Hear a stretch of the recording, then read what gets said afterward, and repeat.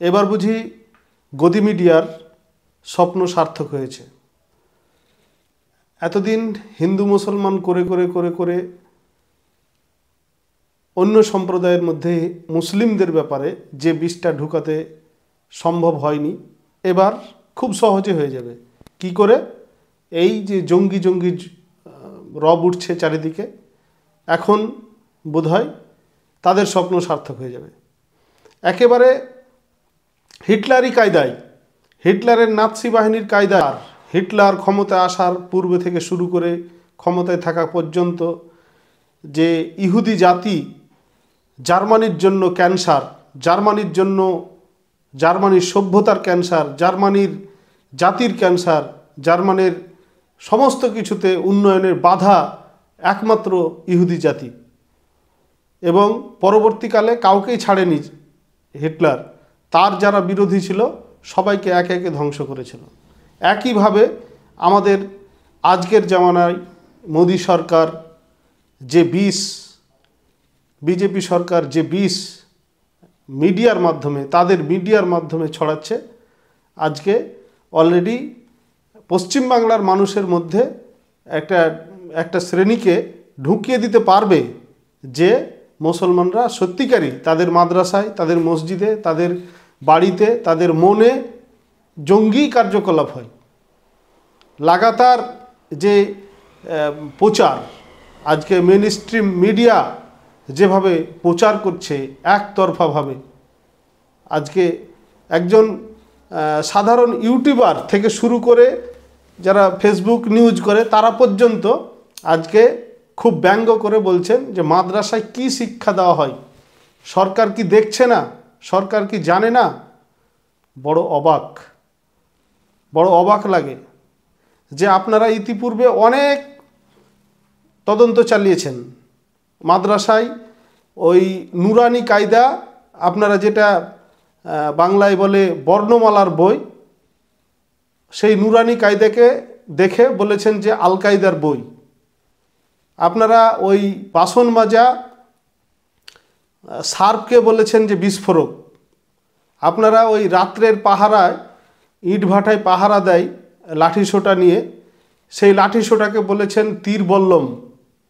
এগুলো তো আমরা দেখেছি, আপনাদের এই জিনিসগুলো তো দেখেছি। বিভিন্ন ফ্যাক্ট ফাইন্ডিং মানবাধিকার সংগঠন বিভিন্নভাবে তারা যখন সরজমিনে তদন্ত করেছে, তারা দেখেছে যে একদিকে মিডিয়া কি রটিয়েছে, বাস্তবে কি পেয়েছে।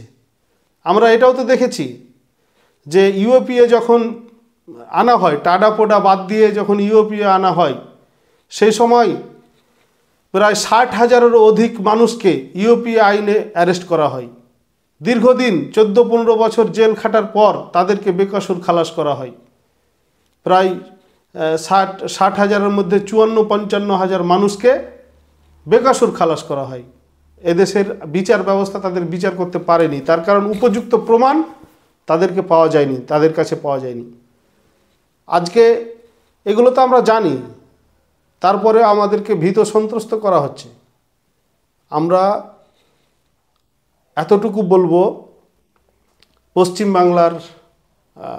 পশ্চিমবাংলার জনগণকে, যে ভারতবর্ষের মুসলমানরা, এটা শুধু আমি নই, আমাদের প্রয়াত রাষ্ট্রপতি, বাঙালি রাষ্ট্রপতি প্রণব মুখার্জি সাহেব, তিনিও বলেছিলেন যে এদেশে যে জঙ্গি বা সন্ত্রাসবাদী গোষ্ঠী এদেশের নয়, এদেশের মুসলমানদের কার্যকলাপ নয়, এটা বহির্বিশ্ব থেকে আসা। অতএব এবং অনেক মানুষেরাই বলেছেন যে ভারতবর্ষে যারা থেকে গেছেন এদেশকে ভালোবেসে, এদেশের সাথে বিশ্বাসঘাতকতা করে নয়। আমরা বহুত উদাহরণ আছে, বিভিন্ন যুদ্ধের সময় মুসলিম সেনারা জান দিয়েছে, জীবন দিয়েছে দেশের জন্য, এখনও আগামীতেও দেবে।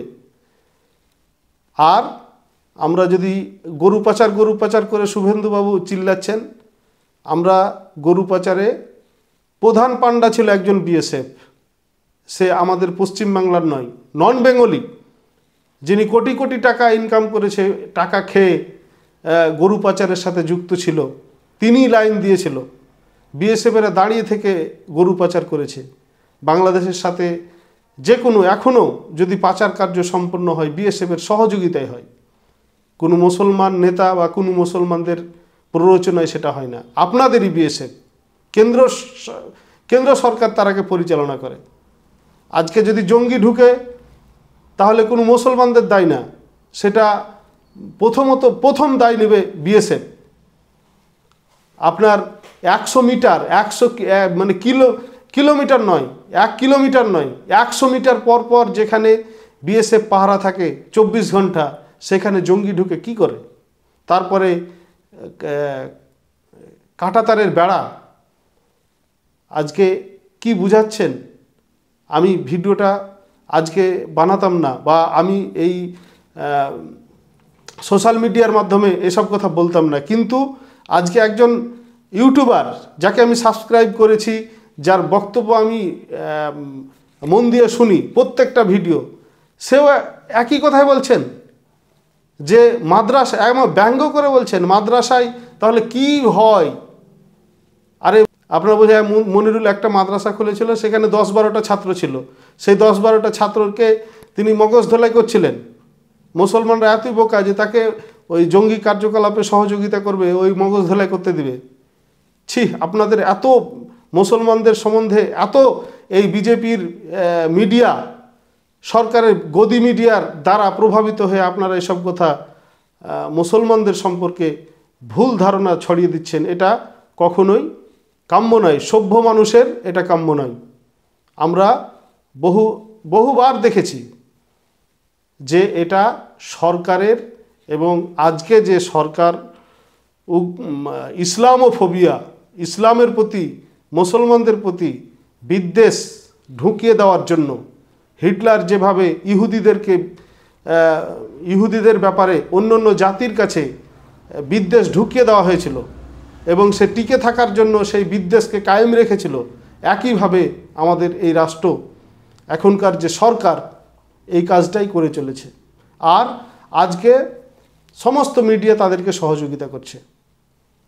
আমি বলবো, যদি কোনো জঙ্গি কার্যকলাপ থাকে, অবশ্যই সরকারের বিভিন্ন এজেন্সি তদন্ত করবে, তার বিচার করবে, ঠিকই আছে। কিন্তু দিনের পর দিন যেভাবে মিডিয়া লাগাতার অপপ্রচার করছেন, সেটা খুবই দুঃখের। এটা বন্ধ করুন। আমার ভিডিওটি দেখছেন, বেশি বেশি শেয়ার করুন এবং ছড়িয়ে দিন এবং প্রতিবাদ করুন এর, যে মিডিয়া ইসলামোফোবিয়া ছড়াচ্ছে, এটা সচেতন হন এবং তাদের সেই মিডিয়াগুলিকে বয়কট করুন। ধন্যবাদ, ভালো থাকবেন, সুস্থ থাকবেন। জয় হিন্দ, আসসালামু আলাইকুম।